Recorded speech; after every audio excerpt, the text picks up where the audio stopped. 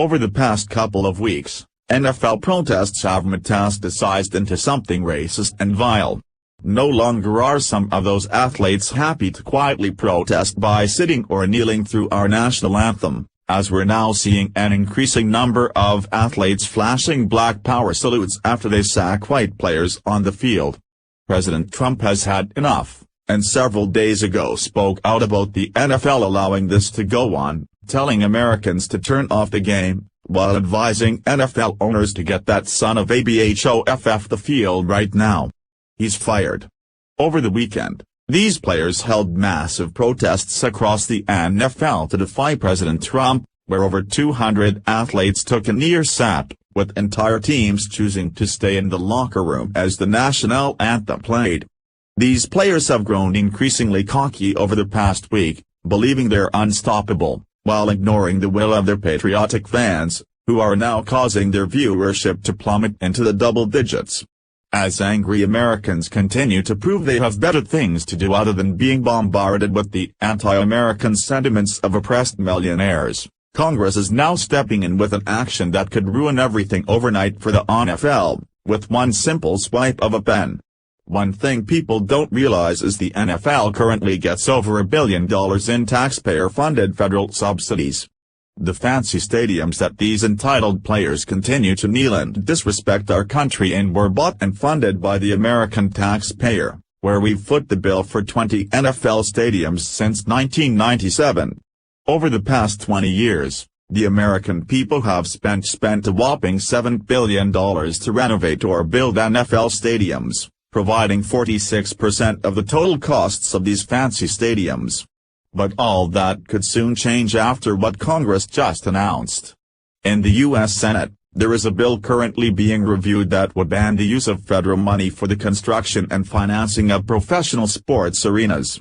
Conservative Fighters reports, in the U.S. House and Senate, there is a bill currently reviewed which will ban the use of federal money for financing the construction of professional sports arenas.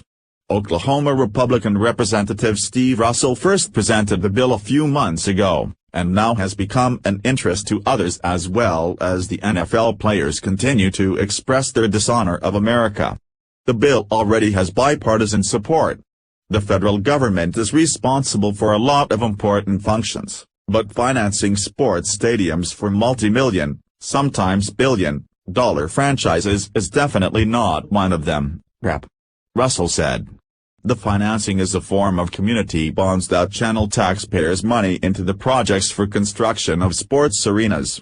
For the past 17 years, 36 professional athletic stadiums have been built or renovated by federal tax-exempted municipal bonds.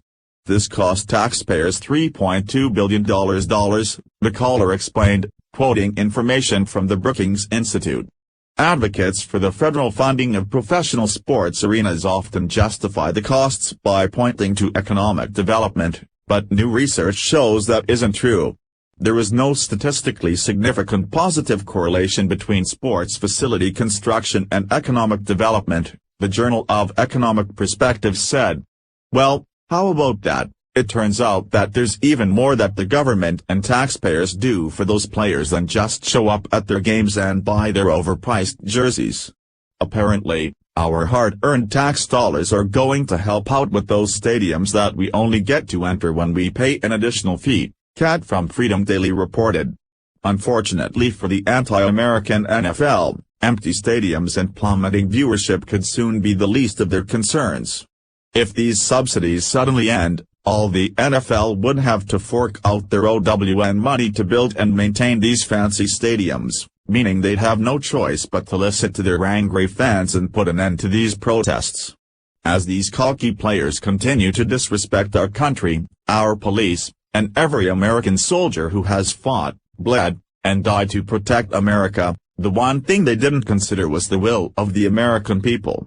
After refusing to listen to their vast patriotic fanbase, now they'll be incurring the full wrath of GOP lawmakers who overnight could ruin everything for them with this wonderful new piece of legislation. HTBB4SP